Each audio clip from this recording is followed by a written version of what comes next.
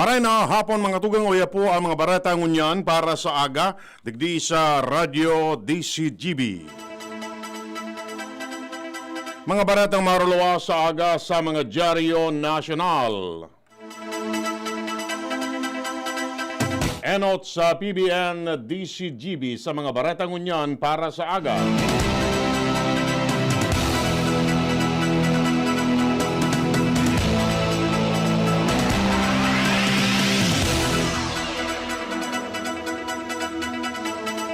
Nakatala na makipag-uron ni si Presidente Rodrigo Duterte sa Interagency Task Force sa Davao City ngunyan na aldaw. Initanganing pag-urulayan ng issue may kinaraman sa paggamit kan nagkaparang miyembro kan Presidential Security Group kan Sinopharm vaccine magigirumduman na kinonfirmar kan PSG ang pagpapabakuna kan Sinopharm sa mga close-in security aid ni Duterte para proteheran kini ang presidente sa anuman na klase ng posibleng patakot sa buhay kini. Nangako man ang Food and Drug Administration, National Bureau of Investigation, Bureau of Custom, Forces Armadas kay Pilipinas as in Department of National Defense na makikipagtabangan ini sa investigasyon may kinaraman sa kung paano nakalaog sa Pilipinas ang bakuna hali sa Chinese pharmaceutical company na Sinopharm maski day pa pig-aprobaran kan Food and Drug Administration. Miaras tanto si Jomar Bien may dagdag na istorya. Jomar Kamen. Nasa pag-reshuffle ngunyan ng lokal na gobyerno kan malilipot sa mga job orders kan banwaan initangani na ibugtak sa tamang pwesto ang tama man na tawo basado sa impormasyon na nakuha kan DCGB News dakul lang pig buro baralyo ang mga pwesto sa mga job order kasabay na ipinag-reshuffle iyo ang mga yaon sa San Jose Community College na nasa iraro man kan lokal na gobyerno kan malilipot napagarama na sa nakalis na nagkapirang bulan pinag-aadalan kan lokal na gobyerno kan malilipot ang mga kapabilidad kan mga job order tangani na sa pag-abot kan taong 2021 o 2021 ini iyon may bugtak sa magkakanigong pwesto na dapat man o na nababagay sa sainda tangani na mas maging produktibo. Yan ang report, Jomar Bien, DCGB.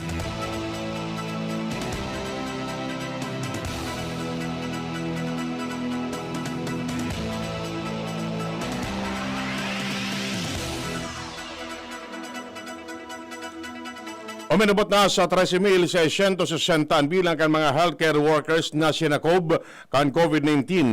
Ini matapos na makapag-restro ang Department of Health nin 15 bagong kaso sa nakaaging simana. Sa COVID report, maabot na sa 13,301 mga health workers ang narahay mantang mantenido sa 76 ang bilang kan mga nagadan.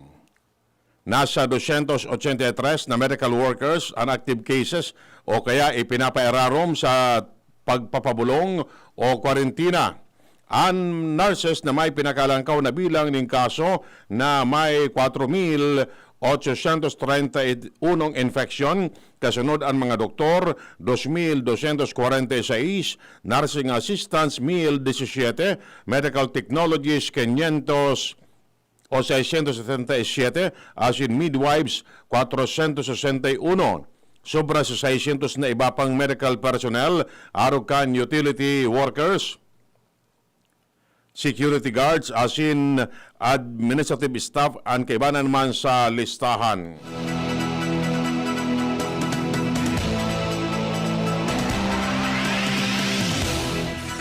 Mientras tanto, minabot na sa 9,091 ang bilang kan mga tao kan Philippine National Police ang tinamaan ng COVID-19. Ini matapos makapag-restro ang PNP ng 25 mga bagong kaso. Maabot man sa 8,722 ang narahay mantang 28 man ang nagadan. Nasa 341 man ang active cases na ipinararom sa pagpapabulong o kaya kwarentina. Ang mga PNP personnel na nakamati ng simptomas iyon inabisuwa na magdumantulo sa PNP Health Services.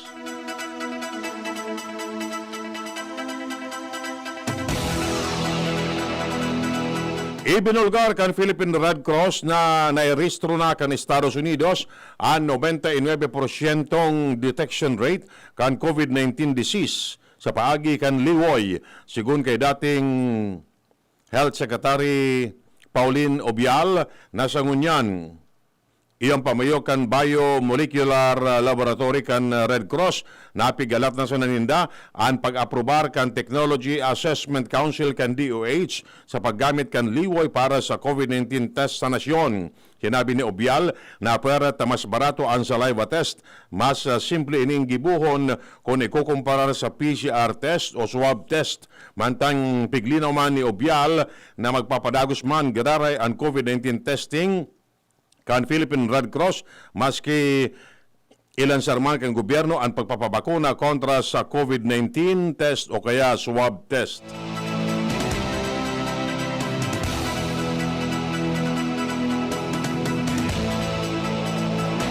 Miaras nato mapeperitang garara ang Philippine Red Cross na suspindaron ang COVID-19 testing kini pag nagpalyar ang Philippine Health Insurance Corporation o PhilHealth na bayadan ang panibagong utang kini. Sigun kay PRC Chair, Senador Richard Gordon, na minabot na sa 762.8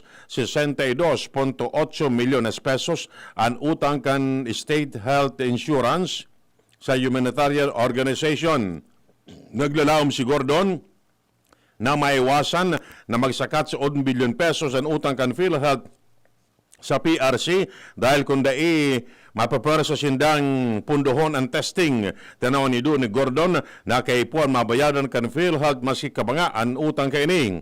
Kay puan kan PRC nin kwarta para madagdagan ang supply kay ni asin matawan in sweldo ang mga empleados kay ning. Sinabi niyang dai nagpundo ang PRC sa COVID-19 testing kay ni maski pa kan holiday season. Inabisuan maninda si Health Secretary Francisco Duque asin Executive Secretary Salvador Medialdea may kinaraman digdi.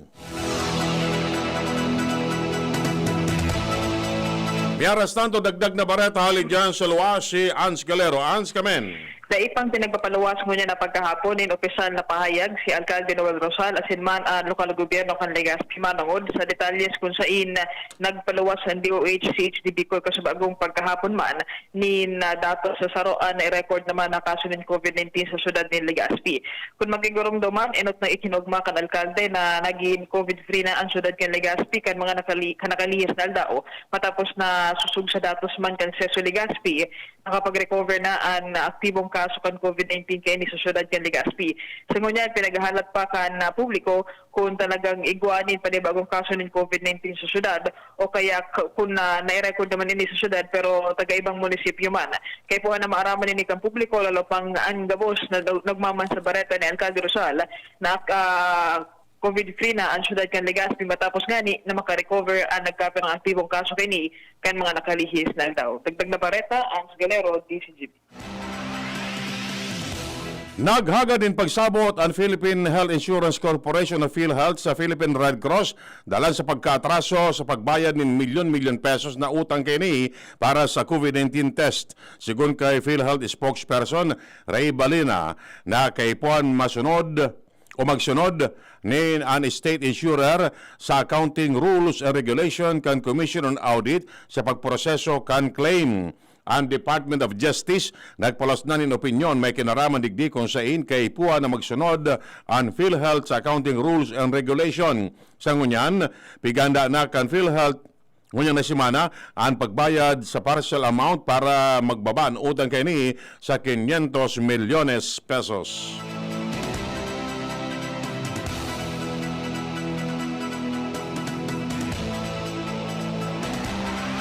Mientras tanto, nangapudan ang Department of Tourism sa gabos na accommodation establishment sa Metro Manila na nagsiserving quarantine facility para sa mga returning overseas Filipinos na sumunod sa 14 dias na mandatory quarantine protocol maski negatibo pa resulta kan PTR o kaya RT-PCR test. Sigun kay DOT-NCR Regional Director Woodrow Makiling, nasusugini sa direktiba kan gobyerno nasyonal na isalang sa test ang gabos na papaabot na pasahero hali sa mga nasyon na may konfirmadong kaso nin bagong COVID-19 variant. Ang mga returning overseas Filipinos kay ipon magkuanin RT-PCR swab test asin ipairarom sa mandatory 14-day quarantine maski magnegatibo pa ang resulta kan sa ng test kay banan nadigdi ang mga pasaheros na magali sa United Kingdom, Denmark, Ireland, Japan, Australia, Israel, Netherlands, Hong Kong, Switzerland, France, United States, Iceland, Italy, Lebanon, Singapore, Sweden, South Korea, South Africa, Canada, Spain, as in Germany.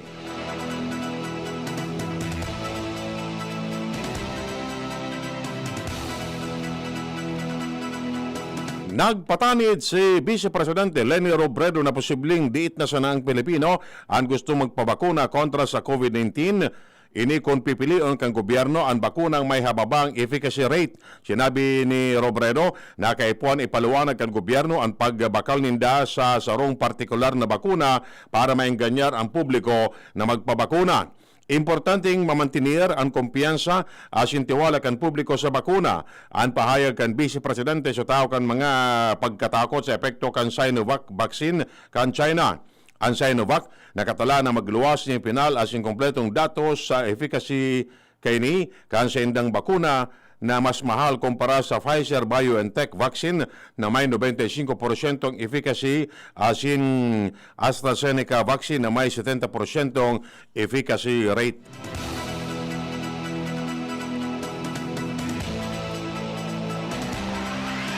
Inanunsyo kan gobyerno lokal kan Makati City na magtatao ini ng libreng COVID-19 vaccine sa mga residentes kan nasabing syudad. Sigun kay Alkalde Abi Binay na nakapagtagama na nin 1 billion pesos ang gobyerno lokal kan Makati para ibakal nin gagamiton na bakuna. Maski siniguro na may pundo para sa babakalo na bakuna, dahil man ipigdetalye kung anong pharmaceutical company ang babakalan ninda. Sa ngunyan, pig-areglar na kan gobyerno lokal kan Makati ang gagamito na sistema para sa gigibo na online registration kaning. Enot kani nagluwas manin guidelines an Manila para sa pre-registration kan sa nindang libreng bakuna kontra sa COVID-19.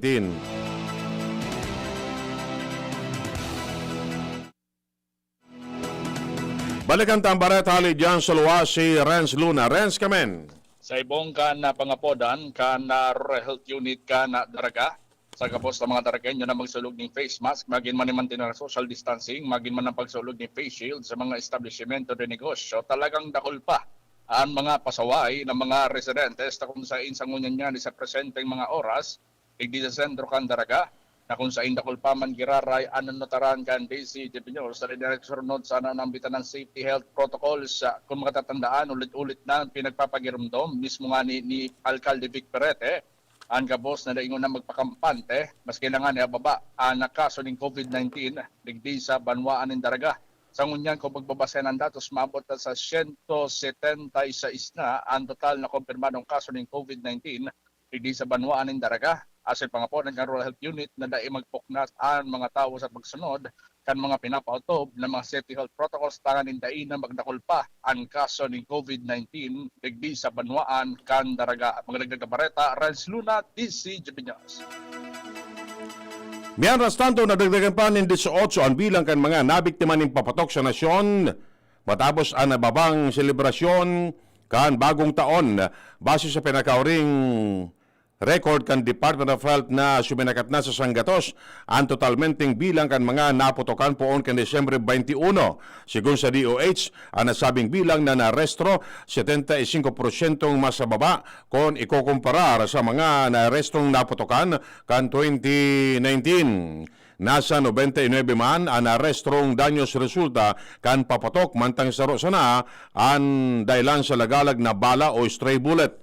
Aros kabanga o 45% man kan kabilugan na bilang kan mga nagkaparutukan ali sa NCR na puro mga kalalakihan na may edad 2 sa good 57 anyos.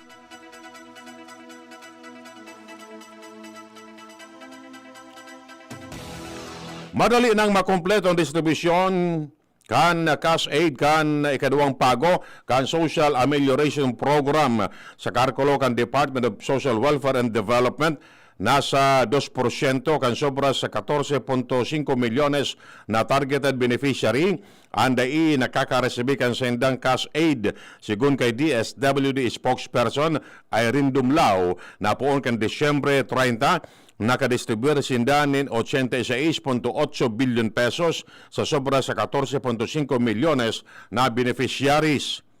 Ang mga day panatatawan in SAP2A dali sa National Capital Region, Calabarzon, asya nagkaparang parte kan Centro Luzon. Pigalat na sa naninda ang liquidation report ali sa financial service provider.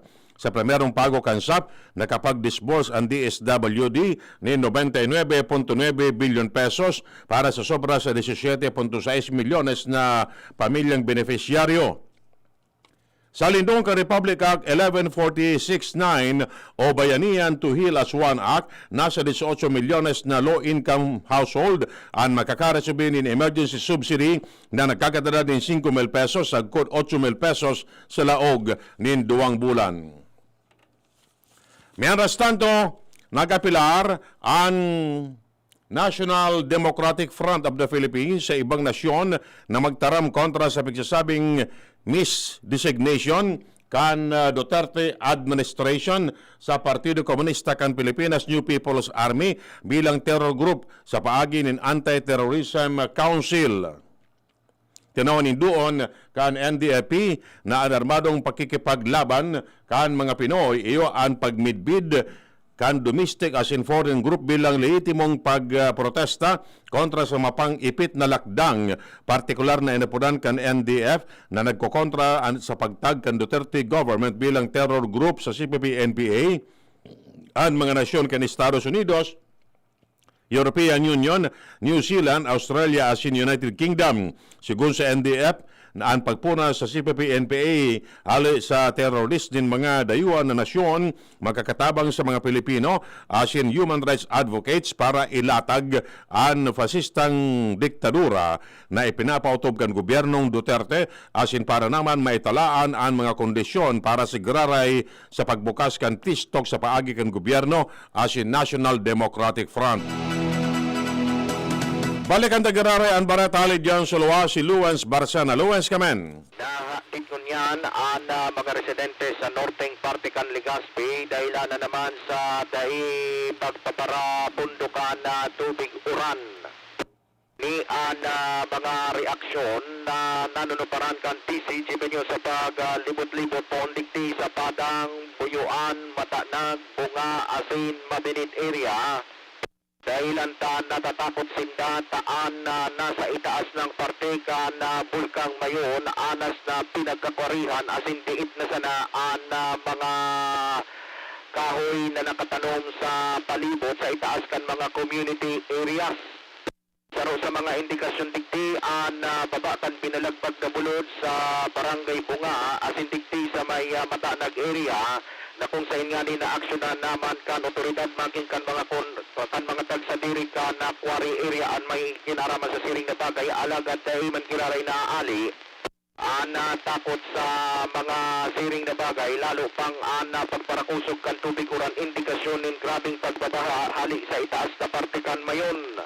Kaya ngunyan ang ibang mga residente paturuta na sa mga manlain-lain na salog tig-check kung napaparalala ang sitwasyon asin sa mga nasa vulnerable areas sa indang ipinagpapangaputa na pirming ipag-monitor kan PTRRMC sa mga barangay na naunampitan gani na mamantiniran sa indang kaligtasan asin maging mansinta kung susugman sa pagkikipag-ulay kan TCGB News kung magparalala man ang sitwasyon sa mga arani sa salog na mga naka-star asin arani sa mga lahar prone areas maibakwar sinta tanganay ng maisalparaan sa indang mga buhay ngani na dahil na mangyari ang kaitong panahon na kadakol ang mga nagadaan dahil sa pagiging kampante sana dulot ka na mga polling debris ni hali sa bulkang mayon mientras na maraot ang panahon. Dagdag na bareta, ako po si Luens Burso Barsena. Magiging simple ang selebrasyon ngayon na taon sa kapistahan kan Black Nazarene sa Tampang man kan COVID-19 pandemic, sigun kay Quiapo Church spokesperson Father Douglas Badong na daing magiging prosesyon sa lubong o pahalik ngunya na taon. Agad maninda na maging disiplinado man lugod ang mga devotos. Sinabi pa ni Badong na abo nindang tagapagpalakop kan virus ang mga devoto kundi tagapagpalakop ni Maray Navarrete. Inabisuan ang mga devoto na mag-atindir sa misa kan sa indang sadiring parokya imbis na magdumampa sa Quiapo Church sa Domingo, Enero 9. Siriman, nakihoron ang simbahan sa Manila City Government na isarado ang nagkaparang tinampo sa southern part kan Quezon Boulevard para matawan nindalan ang mga devoto. Karagdagan na LED screen ang ikakabit sa lawas kang simbahan. Nakiuron man ang Quiapo Church Interagency Task Force na tugutan ang mga devoto na okuparon ang 50% kan lugar para marikas na ang turnover asin mapugulan ang haralabang pila.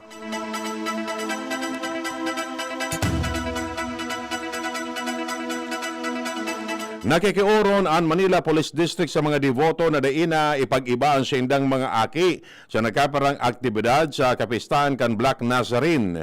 Sigun kay MPD Director Police Brigadier General Leo Francisco na daininda papalaogon o paparanion sa Quiapo Church ang siseman na may bitbit na mga minor de edad kung sain papaurolionin daan mga ini bilang parte man kan pag-iingat kontra sa COVID-19. Nangapunan man sinda sa mga deboto na magdaranin mga transparent na bag asin buktakanin tubig sa pagduman sa Quiapo Church para mas maparikas ang investigasyon o pag-uugid kan mga pulis. Idinagdag pa man kan MPD kan sa indang mga tauan madagdag nin mga pulis sa mga control points sa kapistahan kan Black Nazarene para masiguro ang seguridad asin ay ipapautob din marahay ang minimum health protocol. Apera digdi, nakatalaan man mag-deploy ang National Capital Region Police Office asin iba pang distrito kan PNP sa Metro Manila nin dagdag na 4,000 na pulis para masiguro ang katrangkiluan asin katuninungan sa kapistahan kan Black Nazarene.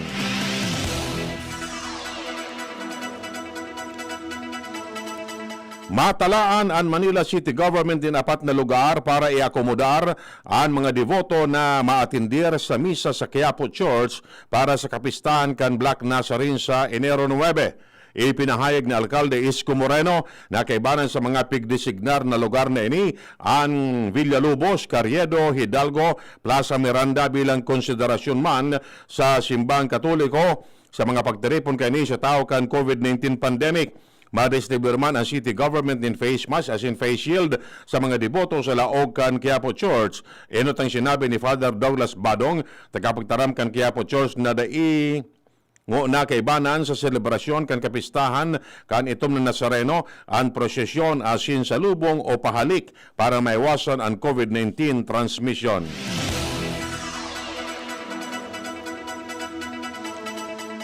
Pigalat pa kan Department of Justice ang posibleng pagsangat ng double murder case kontra kay Police Master Sergeant Junel Nuesca dahil sa panggagadan kini sa Maginang Gregorio sa Panique, Tarlac kan Disyembre 20, 2020.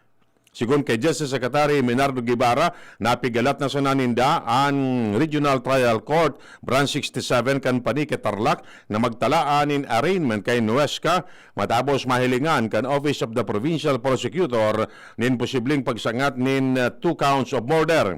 Magigaramduman na inot nang sinangatan nin murder ni Assistant Provincial Prosecutor Manuel Pascua Sinuesca kan Disyembre 21 dalan sa panggagadan kini sa mag-inang Sonia asin Frank Anthony Gregorio. Yan mga tugang ang detalyes kay mga baretang unyan para sa agadigdi sa Radio DCGB. Sa pag-ara ka mga pagriba, Ramirto na sa Lado Technical. Ako po si Winteral na nagsasabing mabalos kan sa inyong pagantabay. Diretsahan na. Gaano katibay ba dapat ang anak mo? Sakto lang? Dapat 100%. Kaya naman sa gatas, dun na ako sa 100% ang tibay. Mag-Bear Brand. Ang nutrients, di basta-basta. Tibay Resistensya Nutrients. Ito lang ang may 100% vitamin C. Tulong para sa matibay na immunity. High in zinc at iron na pinag-aralan at napatunayan. Patibayan ang resistensya. Mag-Bear Brand Fortified Powdered Milk Drink with 3 balanced meals. Sure ka rito, 100%. Tibay Resistensya Nutrients refers to 100% vitamin C, iron, and zinc based on Rennie, 46 years old with 3 balanced meals a day. This product is not suited for infant feeding and is not a breast milk substitute.